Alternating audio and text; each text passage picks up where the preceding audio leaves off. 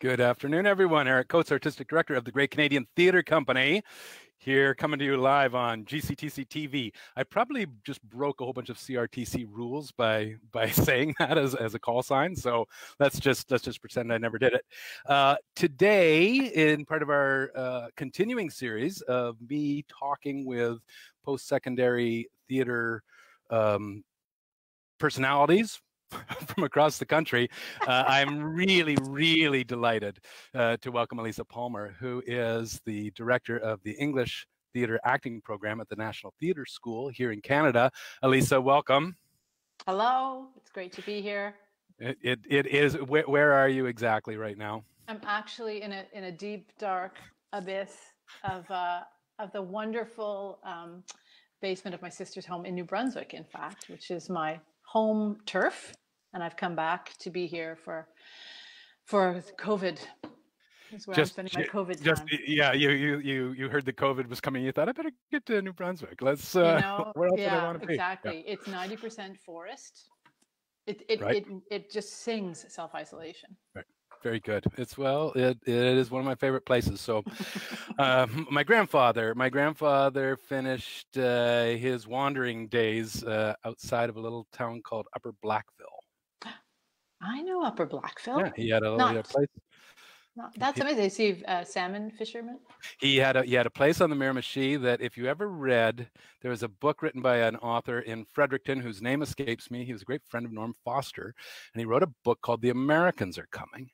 And it exactly mirrors my my grandfather's story of retiring to New Brunswick to fish and to have a big garden. In any case, it's an interesting piece. I'll try to send you the that's great. The author's name. Anyway, we're supposed to be talking about theater education, and the reason that me, the artistic director of a regional theater company, is talking about post-secondary education is that quite often people come to me, usually the parents of aspiring young theater artists come to me and say, I want to. My kid wants to go to theater school. What do I do? And they usually come to me with an overt sense of terror driving the question. And I try to be as helpful as I possibly can in those situations. But my experience in theater school is at such a remove now. I mean, I graduated in the mid '80s, and living in Ottawa, I don't have a tactile relationship with all the programs across the country, and I think it's really interesting to get perspectives from different leaders in post-secondary theater education to answer that question. And I guess I'm going to lead it off with as much of a statement as a question that typically these parents want to know which program their kid should go to, which program is the best. And I'm always looking for ways to find out how they can help their child identify what it is that they actually need, rather than what program fits which box. How would you approach that question? That's it. Well, they're doing the right thing first off by asking a professional and a leader in their community. They're already really in a great place. Because there, as you were saying, there's a lot of unknowns. I mean, I grew up in a family that didn't have artists in our family, our professional artists, and it's just overwhelming at times because there's no precedent, right? You see sort of the Hollywood versions of things, but that's not really true. It's not how it all works. So, I mean, one of the biggest differences between the National Theatre School and many other training programs is that it's a professional training program, which means that our first responsibility is to train young artists to integrate into the professional milieu at all these different levels in terms of developing their technique, and also being informed about what the expectations of the professional milieu are. And theater programs in universities tend to also have other responsibilities as well, like an academic responsibility. Right. They're awarding degrees that are academic degrees, so they have a different set of constraints and responsibilities that they have to uphold. I have a Bachelor of Arts myself in history, philosophy of history. I didn't study theater in university. And I had a great experience doing that. And it actually was pivotal. It became, unbeknownst to me, it became really important to my theater practice, that degree. But it wasn't actually professional training for theater. So we like, in some respects, a young person has to really follow their heart, because for some people going into an academic milieu is the perfect place to start. You get a lot of skills and you're well-rounded, and theater school, professional training of theater school can come after that or midway through that. Sometimes that's how it works. Yep. Let's just go back to the part where you said let's go back to the start, because right before we went live here, I said I'm going to introduce you with a bit of a thumbnail sketch of your career, and then I proceeded to talk about my grandfather. That's what it's associated. The GCTC staff is familiar with this dynamic, I'll tell you. In any case, so if we just trace back, you talked about having a degree in history. You carried on to some other training, and then became one of the busiest directors in the country, and you're well known for a pretty fearless sense of style that really spans a huge range of theatrical practices. So can you talk, and I'm not going to get into all the examples of places that you've directed, but I do want to talk about what were the building blocks that took you there. So you had a degree in history, which worst case scenario gives you a better rounded understanding of the world and how we got here. What critical thinking. One of the things in studying history was I kept hitting against the wall of who's telling the story. Right. And so, because history, there's a sort of assumption that this is truth, but then you think, well, from whose point of view? So that you can imagine, as a director, you can imagine how that's really, really pivotal to everything in theater and the arts. Like, what's the point of view, and what's the because that gives the story meaning and perspective. But I went into this degree because I was terrified to fulfill my dream of working in theater. Like I say, I didn't have a family that was artistic. There's always that, like, you can't really make a living at this and all that kind of stuff. So I went into university. I had a deal with my dad. He said, I will back you to go to the National Theatre School if you give university a try. So I ended up going to his alma mater, McGill, and I was actually afraid that if I auditioned for National Theatre School and I got turned down, it would break my spirit, and I might not have the maturity to overcome that. So I followed. I went into university, and I found that I fell in love with the opportunities that were there. And one of the opportunities was doing theater on the side. There were some very dynamic young people there who were making theater, politically agitated theater, activism. And so my world sort of expanded. And then because it was in Montreal, I learned about Francophone theater forms. Like Cirque du Soleil was just starting their training school, Omnibus, Carbone 14, companies that had really made an impact in physical and really style-driven theater in the 80s and 90s. I started training with them. And then I met people who had studied with Keith Johnstone from out west doing improv.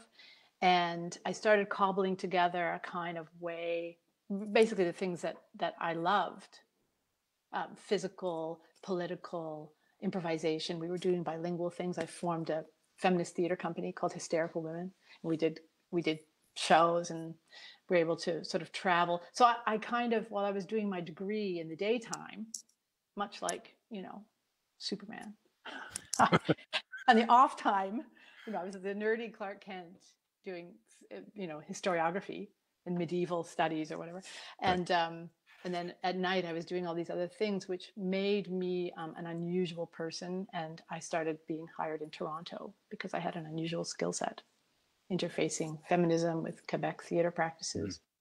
And then after that, I started creating my own work. And it sounds like that your curiosity about training yourself as an artist was driving you as much as a need to work as an artist in a strange way. So, sort of, so how do you respond to the student whose expectation is that they're going to enter a program and after 2 or 3 years be finished their training and become a new human being that fits into a different paradigm? yeah, that's a really good question because, one of the things that inspired me is Maria Montessori. Do you know about her? She created she's a pedagogue. She created schools for young Oh, children. the Montessori schools. Yeah, Montessori schools, I thought yeah, you were talking about a yeah. Maria Montessori who was some Like a theater, fantastic stage yeah, manager. some theater person I was supposed to know about that. No, I don't know her. She was Stage Um, West, but I don't know. she's everywhere. Yeah, she started the Montessori schools, Right. and the thing that was so captivating about that, she puts it really well. It's learning how to learn. The best educations or the best aspects of education are the ones that help people learn how to keep learning. So we try to be really clear at the theater school that you're coming to this school to increase your awareness of your own practice. We provide tools that help you expand your instrument, your voice, your body, the connection between your soul and your spirit, drawing, crafting, whatever the discipline is. We provide those tools for you to become aware of how you do what you do so that you can go out into the professional world and A, make a living, which is very important, and B, continue to grow and continue to learn, because you can't download things. Like we have a theater history course in our school for actors, for example. We have it for every program. Mhm. But the way that history course is designed is, what are the skills that a professional artist needs to bring into the room? Research skills, critical analysis, sharing perspectives on the world. That's what you need. So we use theater history rather than downloading information.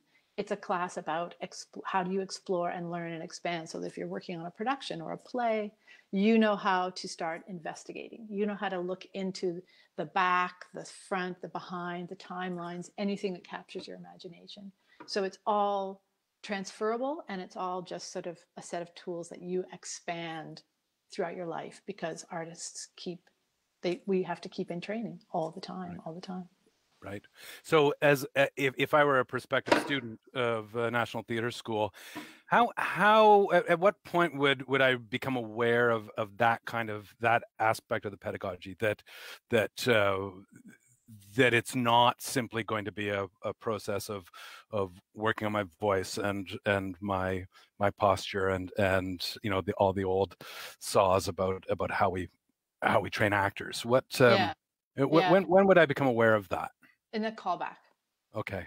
Yeah, we talk about it in the callback, basically saying, it looks deceptive because our training is very structured. We have a very rigorous, like a sort of a famously rigorous schedule, very demanding, but ultimately none of it works if the student isn't bringing themselves to it. Right. It only works because they step into it and take ownership of their process and take ownership of what they're doing and identifying how they're doing what they're doing.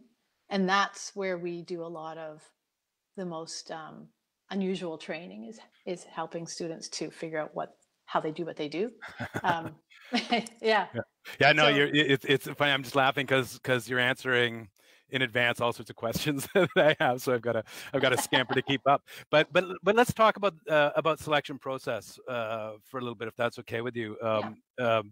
Because I'm going to take a wild guess here, but I suspect that by virtue of its name, the National Theatre School is regarded as the pinnacle of training by a lot of people who want to see if their child is going to go into theater training, they want them to go to that school because of the title.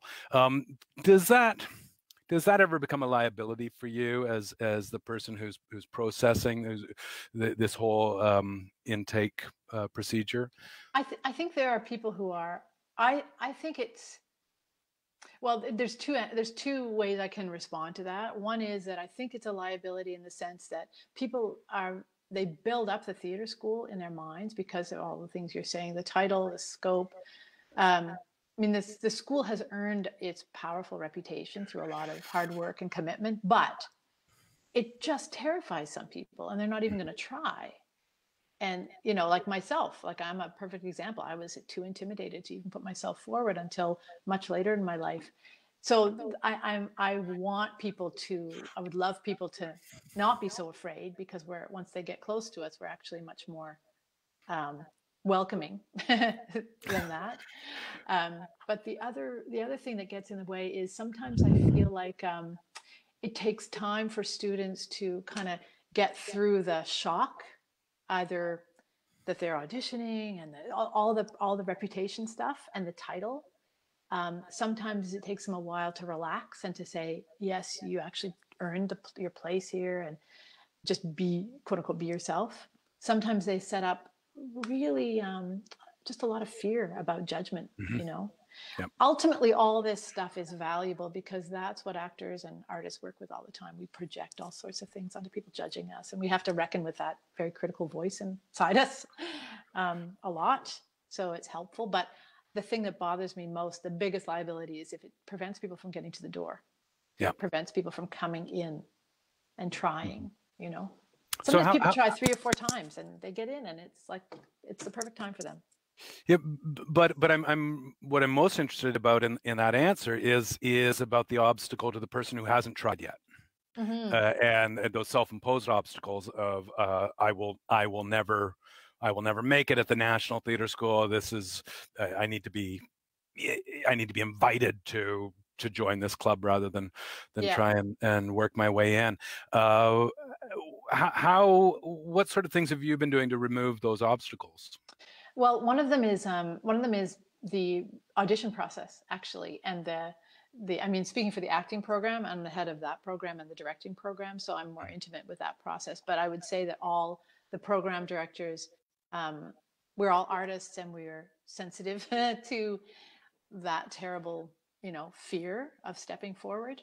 But in all in the audition process, you've done them with me. I try to go and greet the person. I welcome them. I thank them. Like it's all really authentic for me to acknowledge how brave they are.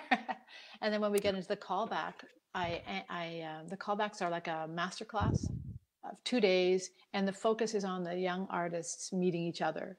And we provide like a day in the life with voice, movement, scene work. We do all those things, but they're sharing their work with each other.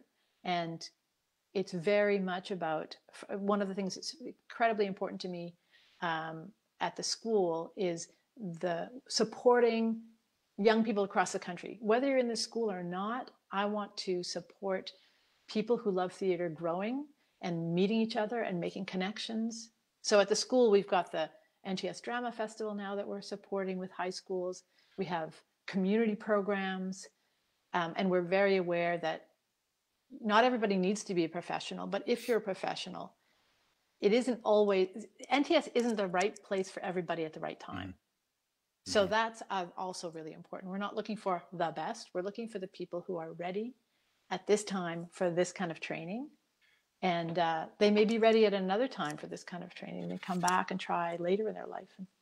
So I intuit from something you said there that the group dynamic itself during a callback session may really start to heavily weight the selection in a direction that you hadn't expected.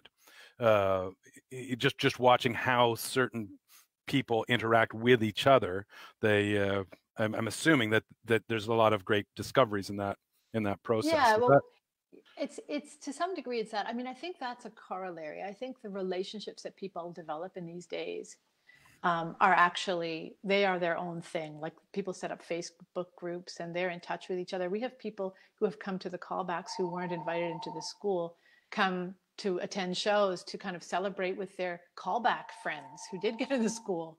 Like, they have their own thing going on once they've done a callback together.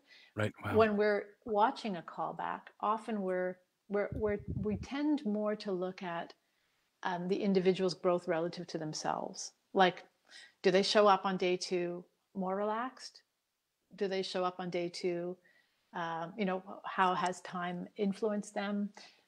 Because ultimately, even though the training is an ensemble, you're training individuals, and everybody ultimately is alone in this. They have to be responsible to themselves. There's a skill to being in an ensemble, but we have a commitment to each individual to support their training relative to themselves and their growth relative to themselves. So it gives us information, but it's not determining how people get along. Is, you know, some people are introverts and some people are extroverts, and you got to have a mix of everybody. Yeah.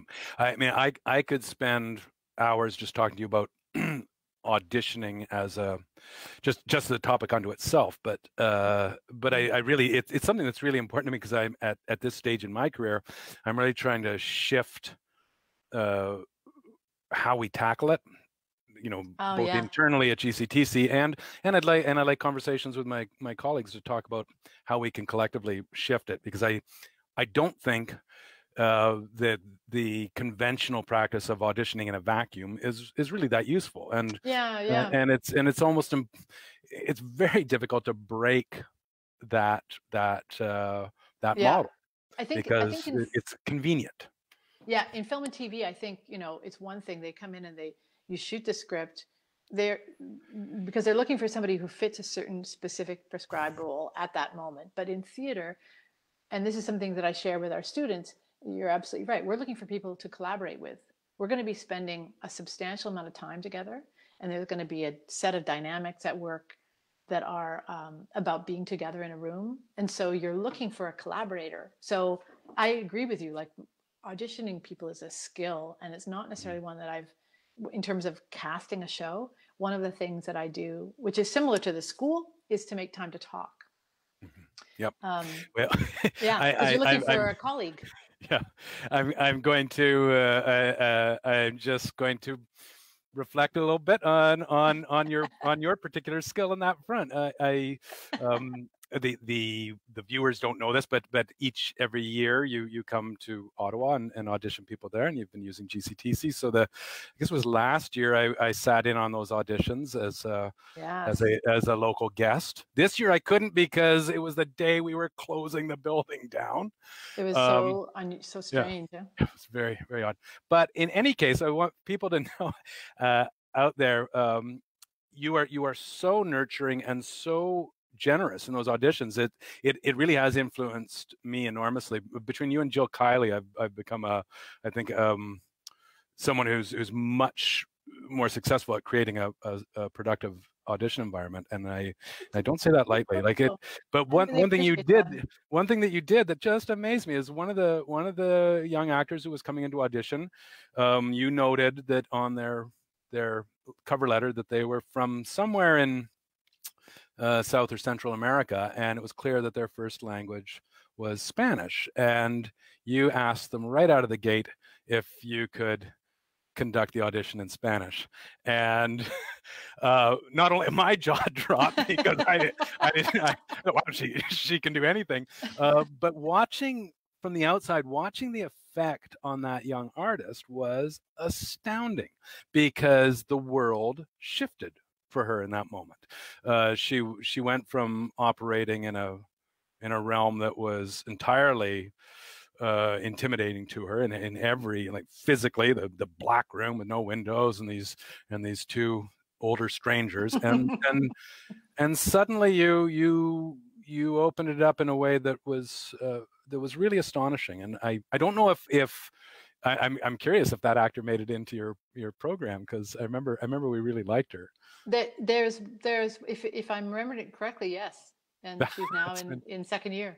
That's fantastic. Yeah, I believe so. I believe it's the same person.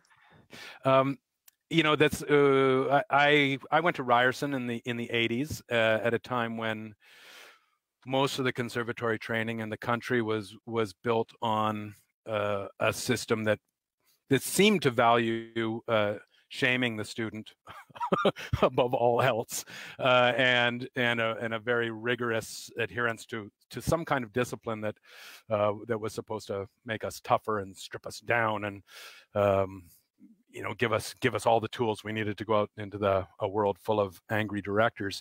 And it was years later that I finally visited the National Theatre School, just just visiting Montreal, and my partner Marion took me into the school because she was an alumnus, and wanted to show it off to me. And immediately I was struck by its commitment to nurturing the students, not just in a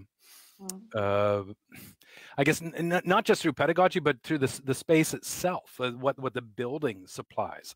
And I just going back to my own experience, Ryerson at the time was the theater school was in a building that had once housed the pharmacy college and didn't have anything like the requisite amount of space for the students they were training. So can you tell me a bit about your facility and about how that intersects with this wonderful kind of nurturing quality that you provide? Well, it's a really good point, because we recently went to some theater schools in the UK and in France, and they don't have the resources that we have. It really helped me appreciate what we have. We have two buildings, two campuses. One is a campus that's on Saint-Denis and Laurier. Anyway, it's a heritage building, and it has studio spaces that have a lot of natural light. We've recently done a renovation, so there's a lot of very sort of warm colors and simple design. There's a library that is fantastic. It's one of the finest libraries in North America for theater work. There's a cafeteria, small cafeteria, where people can cook their own food or be supported by what we call our flavor animator. It's true. And we actually have his recipes on the website now, the NTS website, because so many students were like, what are we going to do? We're at home, we don't know how to cook. So he's got some good recipes there. So check out his recipes. Philippe Desrochers, he's great. So we have these studios, we have this really great, lovely space, library, and we also have a couple of theater spaces, 3 theater spaces of different sizes in that building. Our other campus is the Monument National, which is a heritage building, and it has an 800, 900 seat Italian like proscenium theater, as well as an adaptable black box, and then multiple other rehearsal halls and convertible spaces in our building. So you spend the first half of your training in the first building that I described, with the studios and the workshops. And then in third year, all the students collaborate together on productions in our theater space, which is available to the public. Tickets are free, pay what you can. We're doing renovations now to make it more accessible, because they're both heritage buildings. So it's very difficult to adapt them, but we've been working on that project. And interestingly enough, our main campus, where the studios are, I think the one that you probably visited, it's originally a juvenile detention center. Court. Analogous to a life in the theater. This is fantastic. Exactly. So it was designed to intimidate people, like the front hallways and the courtroom. There's a kind of grandeur that was supposed to, I think, maintain a certain status relative to the offenders. So we've really had to work because we can't change it. We can't do like Google, open concept with pinball machines and whatnot. We have to actually find substantive ways to counteract the architecture and to. So the big hall is a beautiful acoustic. So we do choir performances. And in terms of the nurturing, there's something else I wanted to mention. There's a lot of change happened when I arrived at the school, because I wanted to make a point of bringing in some of these principles you were talking about, because I had taught in schools earlier about breaking people down and getting to the neutral, and that is a load of bullshit. Just going to say it. I don't know what other rules I'm breaking by saying that language, but counteracting that, we're really putting the focus on artists having agency and empowerment and awareness. We provide counseling sessions with an arm's length professional counselor. If a student needs it, we pay for it. I've tried to normalize the kind of support that young artists need to access wellness and their instrument for a long, sustainable career. So we've really moved away from that model that you were talking about, because it does not work. It doesn't lead to rich, sustainable art or life. And we're taking a different angle on it. And I'm curious. We both laughed at my reference to angry British directors in the 80s when we were coming up, and I'm not kidding when I say that there was, I mean, there were serious abuses in the, both in training studios and classrooms, and in the professional realm. I mean, I remember my first jobs as a very young actor, horrible abuses by directors. Is there, but I'm curious if there's any element of that old rigor that wasn't, you know, overtly abusive. Mhm. Is there any element of that kind of steely discipline that you want to hang on to, that is Yes. useful, that Yeah. you miss from sometimes? It's actually going back to that rigorous schedule, that structure. That is a really important tool to help young people understand how they can grow, because it provides a container, but it's not a personal container. It's not subjective. It's not about you're good or you're bad or you're excellent or you're lazy or any of those value-driven things. It's outside of us. When you come into the school, you sign an agreement that says you're going to follow the courses, you're going to show up every day, you know, and it's demanding, right? Mm-hmm. Holding students to that, like simply saying, like, this is what you agreed to do. Why are you not doing it? What's preventing you? What's in your way? And being rigorous. And there's kind of it's like a transparent way of putting a discipline, laying a structure out so that a student can be aware of what it is, engage and own that process for themselves, so that they are the voice in their own head calling them to the highest standards, as opposed to having someone outside of you judging whether you're good or bad, because artists are susceptible to that. We're all looking for approval. Artists especially. What? Because yeah, I know, except for you. Really? So the whole thing of training is to try to encourage young people to not stay dependent on that voice, but to put that voice in their own head, so that they are basically sort of in charge of themselves. I mean, this is a life journey, right? But we try to lay it out. And that's the steely spine that you're talking about. Professionalism isn't particularly nice, but it's deeply kind. And there's a difference. Like, it's not very nice. It's a great Carol Churchill line in Top Girls. Wow, I can't paraphrase. I'm trying to remember who says that in Top Girls. I know that play. It's not very. It's I'm jolly, but I'm not very nice. Not very nice. Is that in the second act? It's in the second act. It's one of the sales representatives, and she talks about being a woman, and everyone expects her to be really friendly, and it's like, she can be friendly, but she's not nice. You know, it's not. It's something deeper than that. And with the students, sometimes it's not. The work isn't fun. Sometimes it's not. Yeah. Sometimes it feels ungratifying. It's hard. It's intense. But there's a kindness in holding somebody accountable and helping them be accountable to themselves, to the commitment they made to themselves.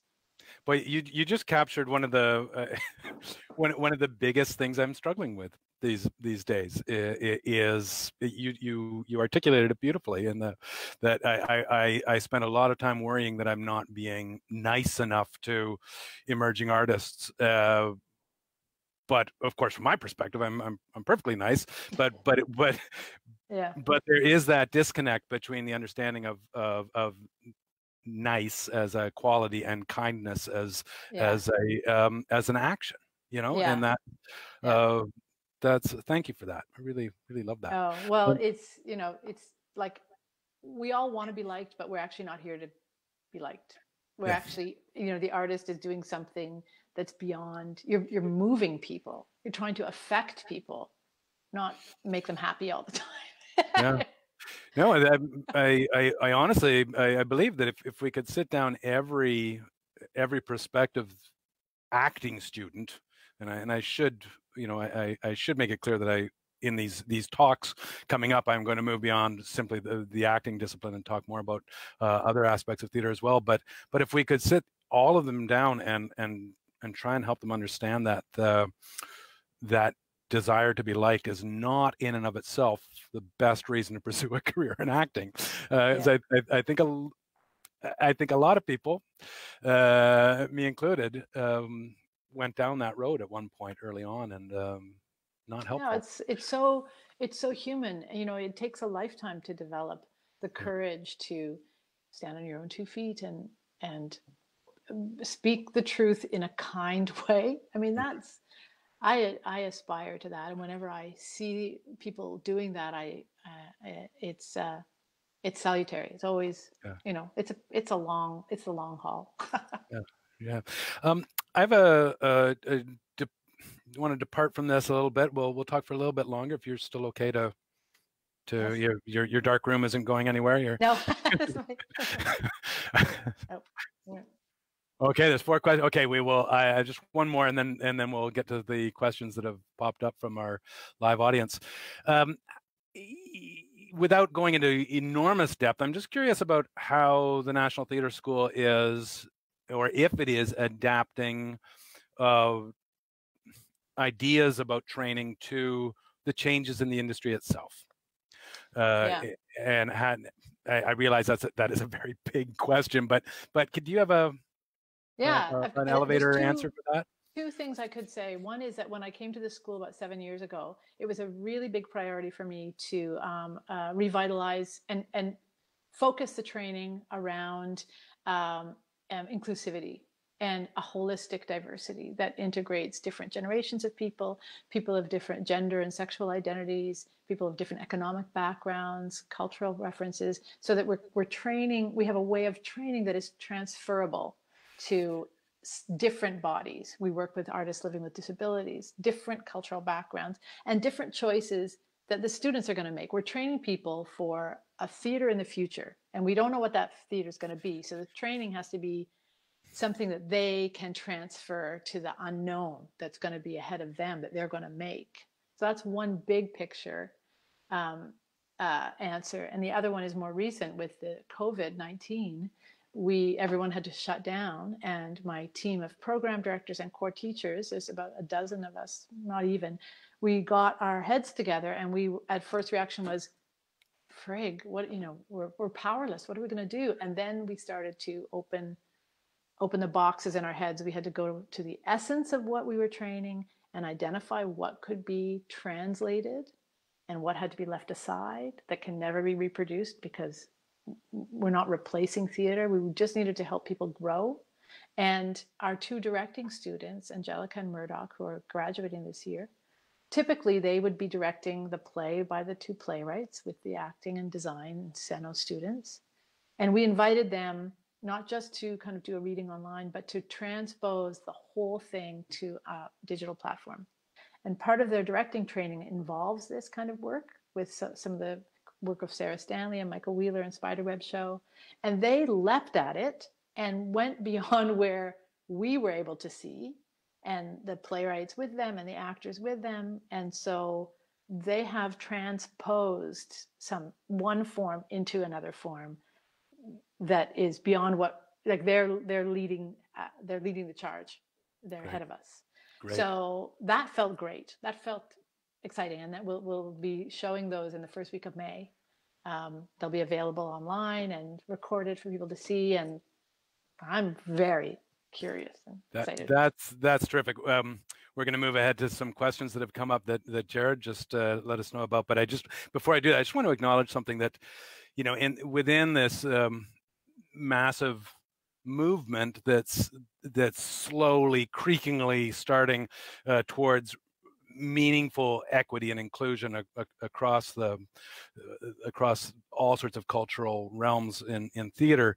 I feel like the training institutions have really been getting a lot of flack from professional companies saying we can't represent equally until the theater schools start providing us with more people to represent equally, and I think that's been a very convenient response from people in the profession quite often. So I just want to acknowledge the pressure you must have been feeling as institutions, and really salute the way you're rising to it. It was part of, you know, it's been the body of my work before the theater school.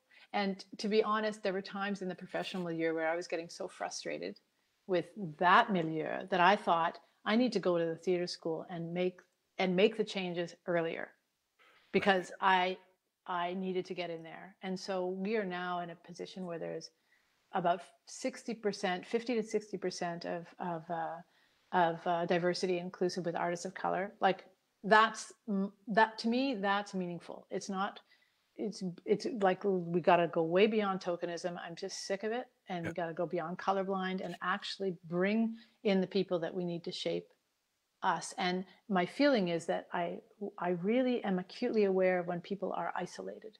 If you have one artist of color or one queer artist or one trans artist, like it's too much responsibility. And so the population shifts in a bigger way.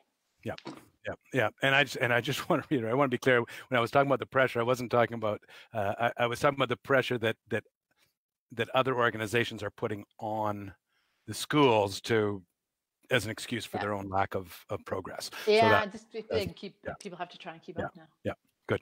Okay, Jared in our control booth is got some questions from the floor. We our Facebook chat is blowing up, as they say, with a number of questions. I'm going to answer them or get them relayed to you in a sort of a different order. But the first is about COVID-19 and how.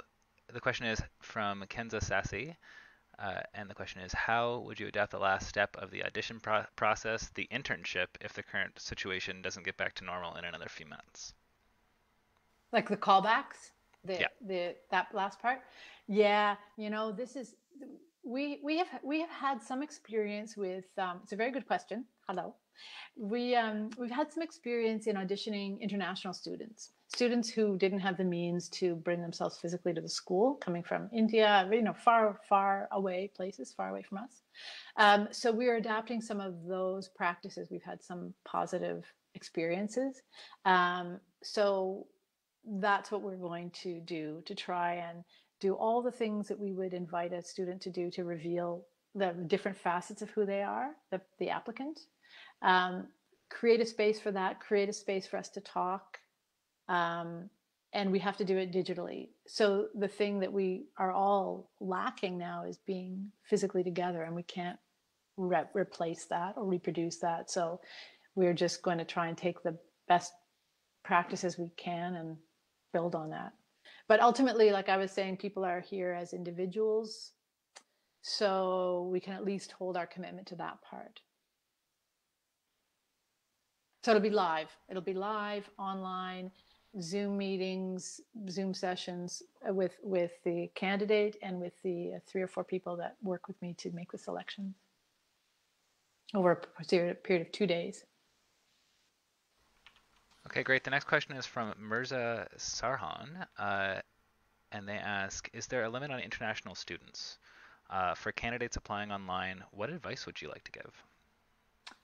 Oh, is there a limit on like how many international students we would accept?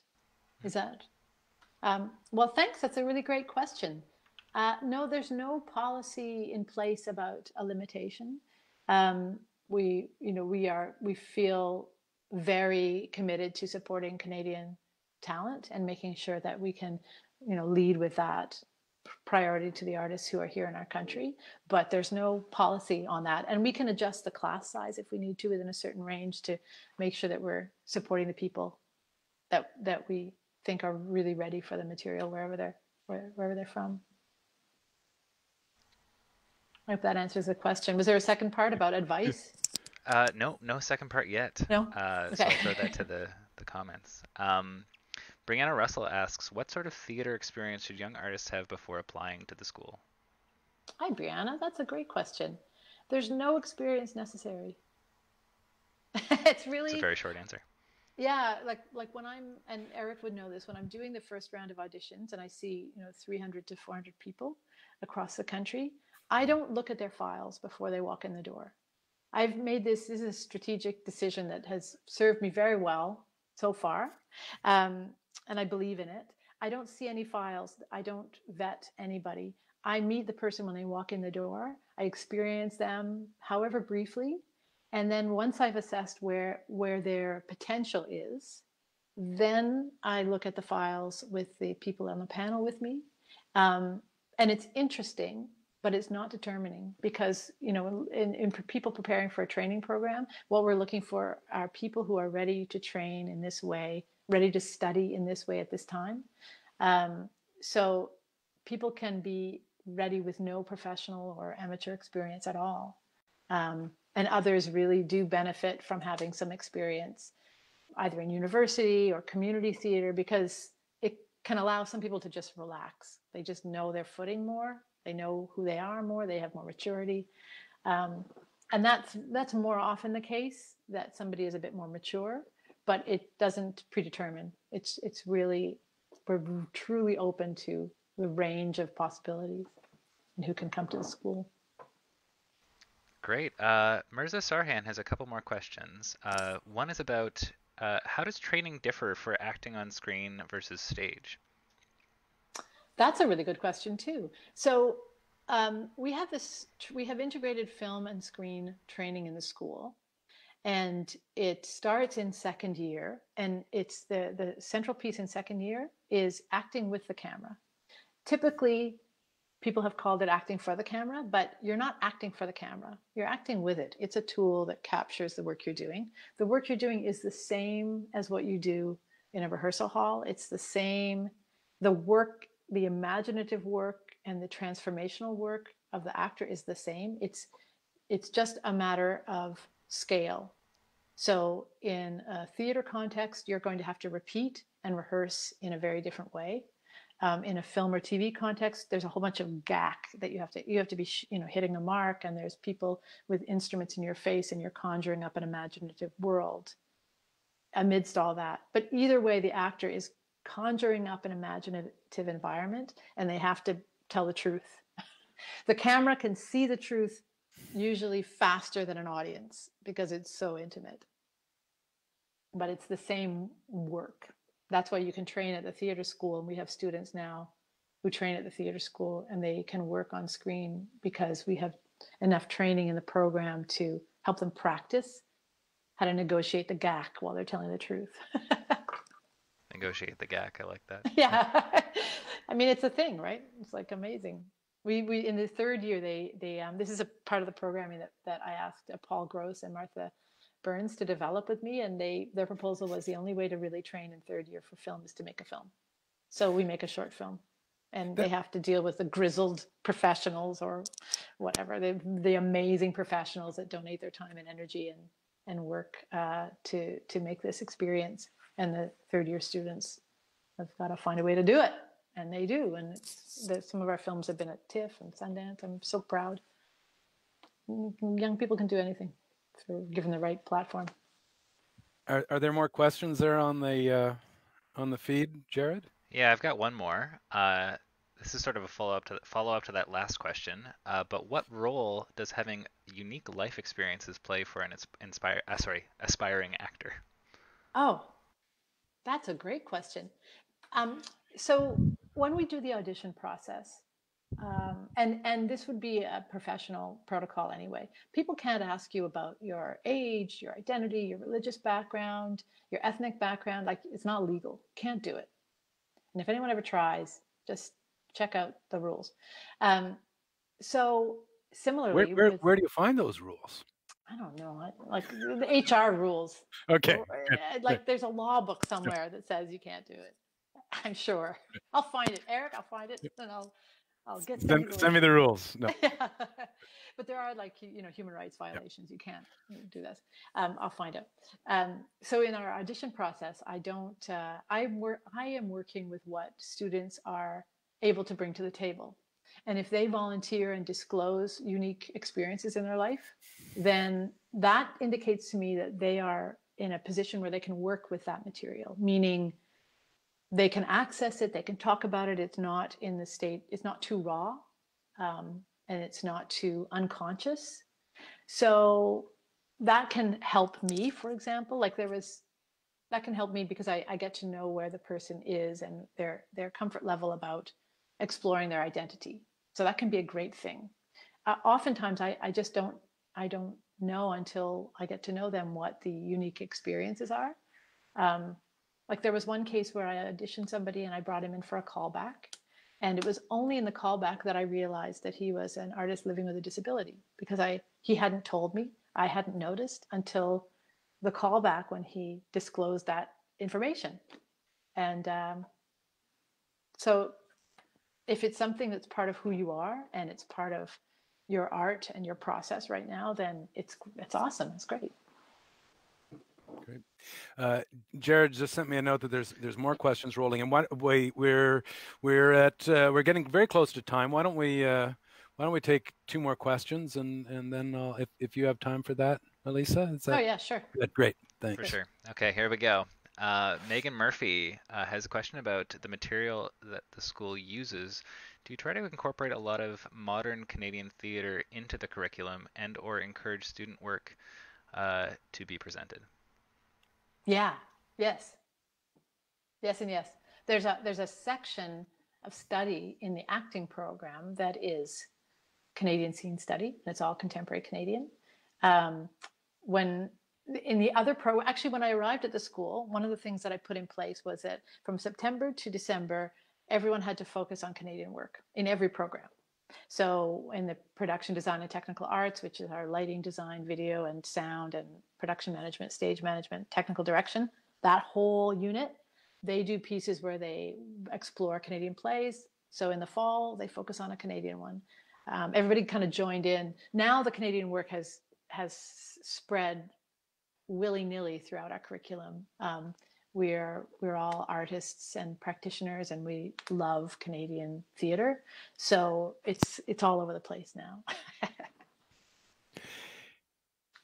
You'd mentioned the library of Canadian scripts at the school. Is that accessible to people who don't attend the school, Yeah. or is there an electronic version? Or it's called the Blevis Family Library, and it actually has scripts in French and English of all kinds. Like, it is a Canadian gem.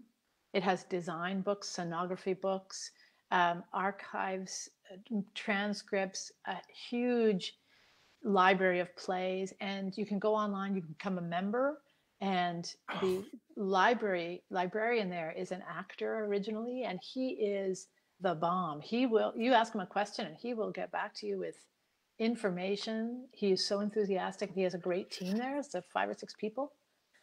It's really something else, and it's sponsored by an alumnus who is really devoted himself to supporting the school. So it's very unusual. That's so terrific. I didn't realize that it was accessible that way, because I think of all the people across the country who are considering applying to a school like NTS, and their local library has a handful of scripts from the 1950s. And there's only so much Thornton Wilder you can use as audition material these days. It's true. It's really challenging. Yep. One more question. All right. Leslie Phillips asks, what attributes make good actors? That's a great question. Courage. Courage is really courage and humility. That's that's what I have spent more waking hours in my life watching actors than anybody else, except maybe my children and my wife, who is also an actor. So I find actors astonishing and brave, but there's some kind of discipline for revealing the truth and affecting people, and eschewing. The great actors eschew being likable, because they will put themselves in the thrall of a character and commit themselves to a character without judgment, so that we can experience, the range of humanity and all the bad things and the good things. And so there's a kind of courage and humility involved in that, some alchemical mix. I would love to hop in here. In fact, I am doing so. Yes, I'd love to hear your perspective. in a courageously humble way. Taking those qualities and applying them to a willingness to listen. It has revealed itself to me so many times over the year that our eagerness to speak as actors often gets in the way of the imperative to hear what we're responding to. So and I find that the most interesting actors are the ones who listen the most intently. That's right. And to be alive in those moments when you're not in charge, when you're being affected, and to let that is a very, very good point, Eric. Well, I got one. 1 point. All the points. Alisa, thank you so much for joining us today, and thank you to people who logged on and sent in questions. It's fantastic. As I said a little bit earlier, what we're hoping to do with this series, for as long as we're not going to be in our theater buildings, I'd like to continue dialogues with various representatives from post-secondary theater programs, and I really want to start expanding it to include production skills, and I might ask Alisa to come back to talk about directing specifically. I would talk about any aspect. Yeah. It's been so great. Thank you so much for inviting me. No, it was a real thrill. And say hi to Anne-Marie. I will. Yeah. I will. Anyway, thanks, Jared. Thanks, Alisa. Thank you, Jared. Take care. Thanks so much, everybody. Right. Bye-bye.